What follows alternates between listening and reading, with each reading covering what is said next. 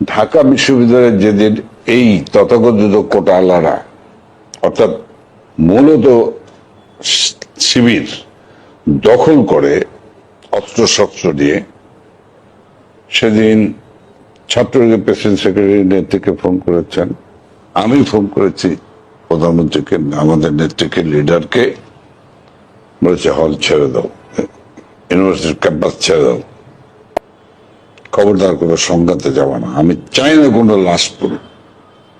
50,000 লোক নিয়ে গিয়ে আমি গণভবন ঘেরাও করে রাখার ক্ষমতা ছিল না? অবশ্যই ছিল। উনি রক্তপাত চাননি। আমি অনেক কৃতজ্ঞ ভারত সরকারের প্রতি, যে নিরাপত্তা ওনাকে দেওয়া হচ্ছে, প্রধানমন্ত্রী প্রটোকলে দেওয়া হচ্ছে। আমরা আসসালামু আলাইকুম। সত্য সুন্দরের পক্ষে মাই পার্সপেক্টিভ। ধন্যবাদ।